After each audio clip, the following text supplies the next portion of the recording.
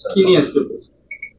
আপনারা জানেন যে আমাদের পশ্চিমবঙ্গে এখন সবচেয়ে বড় সমস্যা হয়ে দাঁড়িয়েছে, আমরা বাঙালি, আমরা বাংলা ভাষায় কথা বলি, এটাই একটা রাষ্ট্রের কাছে মনে হচ্ছে বড় অপরাধ। আমরা যে দেশে বাস করি, ভারতবর্ষ, এই দেশটা একটা যুক্তরাষ্ট্রীয় কাঠামোর মধ্যে দিয়ে চলে, বৈচিত্র্যের মধ্যে ঐক্য, এটাই হচ্ছে আমার ভারতবর্ষ।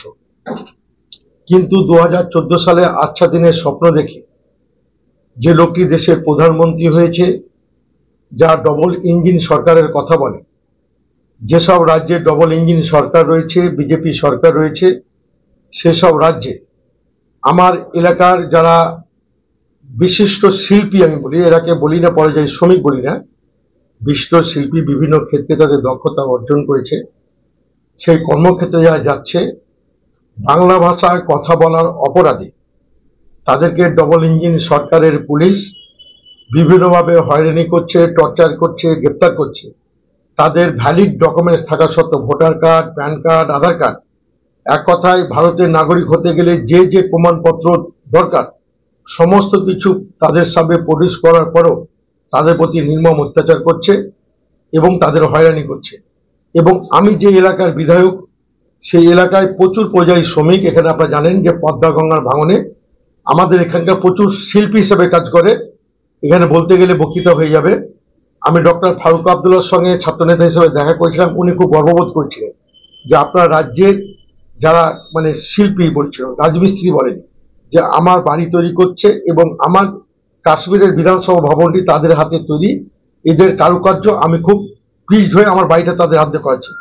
তো এইরকম যাদের আমরা শিল্পী বলে আমরা গর্ববোধ করি, তাদেরকে বিভিন্নভাবে হয়রানি করছে। এবং আমার মনে হচ্ছে যে আমার এলাকায় সমস্ত উন্নয়নের কাজ বাদ দিয়ে প্রতিদিন আত্মনাদ ছুটে আসছে আমার কাছে, কখনো ঝাড়খণ্ড থেকে, কখনো উড়িষ্যা থেকে, কখনো হরিয়ানা থেকে, কখনো দিল্লি থেকে, যে আমরা আপনার এলাকার লোক, আমরা বাংলা ভাষায় কথা বলি বলে আমাদের পুলিশ গ্রেপ্তার করে নিয়ে গেছে। এবং আমাকে প্রতিদিন 8 জন 10 জন করে, আমি আমার যে সীমিত ক্ষমতা প্রশাসনকে কাজে লাগিয়ে রাজ্য সরকারকে ব্যবহার করে আমি আমার এলাকায় প্রায় এখন অব্দি 130 জন এরকম শ্রমিক ভাইদের, শিল্পীদের আমি তাদের ফিরিয়ে আনার ব্যবস্থা করতে পেরেছি। একটা লিস্ট আমার কাছে এখন তাড়াহুড়ো করে কালকে আমি তৈরি করেছি। এবং গতকালকে আমি ঝাড়খণ্ড থেকে, ঝাড়খণ্ড তো বিহার, ঝাড়খণ্ড বিহার তোমাদের বিহার থেকে এরকমই তারা চক্রান্তের শিকার হয়েছিল। আমি এখানকার আমাদের রাজ্য প্রশাসন, আমি নিজে ব্যক্তিগত উদ্যোগ নিয়ে তাদের ফিরিয়ে এনেছি। এবং তারা যখন কালকে আমার বাড়িতে এসে তাদের আত্মনাদের কথা বললো যে কিভাবে তাদের প্রতি পুলিশ হয়রানি করেছে, বাংলা ভাষায় কথা বলা এবং লুঙ্গি পরা বাঙালি বলে, আমি ভাষাটা ইউজ করি, লুঙ্গি পরা বাঙালি বলে তাদেরকে বলছে যে তোমরা লুঙ্গি পরা বাঙালি, তোমরা বাঙালি হতে পারো না, তোমরা পাশের রাষ্ট্র বাংলাদেশ চলে যাও। এবং তাদেরকে আমি যদি ঠিক টাইমে টেক আপ না করতাম তাহলে এদেরকে পুশব্যাক করে বাংলাদেশ পাঠানো হতো। তো এই ধরনের কাজ আমরা যুক্তরাষ্ট্রীয় কাঠামোতে বসবাস করব, আর বিজেপি ডবল ইঞ্জিন সরকার বাঙালিকে হয়রানি করবে। এই হয়রানি যেমন আমরা মানব না। আমাদের রাজ্যের মুখ্যমন্ত্রী এই ব্যাপারে তৎপর হয়েছেন এবং আমাদের পার্লামেন্টে এই নিয়ে একাধিক এমপি বাংলা ভাষায় কথা বলে সেখানে তার দৃষ্টান্ত তৈরি করছেন। আমরা তৃণমূল কংগ্রেস রাজপথে নেমেছি।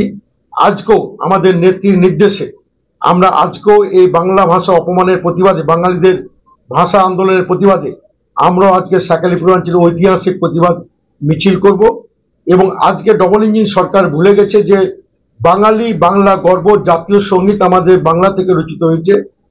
আমাদের জাতীয় সঙ্গীত সহ জাতীয় গীত বঙ্কিমচন্দ্র, রবীন্দ্রনাথ ঠাকুর, শুধু আমাদের বাংলায় নয়, ভারতবর্ষে নয়, বাংলাদেশে ও নেপালে তাদের জাতীয় সঙ্গীত হচ্ছে আমাদের বাঙালি রচিত।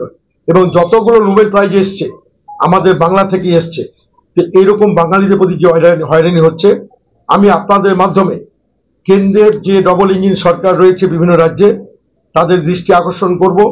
এবং এর পরেও যদি বাঙালিদের প্রতি হয়রানি হয়, আমি দায়িত্বহীন ভাষায় বলছি যে রাজ্য নেতৃত্ব, শুভেন্দু অধিকারী সহ শ্রমিক ভট্টাচার্য, যারাই আমার মুর্শিদাবাদের মাটিতে পা দিবে, তাদেরকে এই সমস্ত মানুষদের, এলাকার মানুষকে একত্র করে তাদের ঘেরাও করব। যতক্ষণ না তারা কেন্দ্রীয় কোনো নেতৃত্ব, তাদের মানে সরকারি নেতৃত্ব, স্বরাষ্ট্রমন্ত্রী বা এই ধরনের লোক এসে যতক্ষণ না মানুষের কাছে ক্ষমা চেয়ে যাবে, তাদের কিন্তু আমরা ছাড়বো না। এটা আমরা দৃঢ় প্রতিজ্ঞা। তো আজকে এই হয়রানি বন্ধ করতে হবে, এটাই আমাদের আবেদন।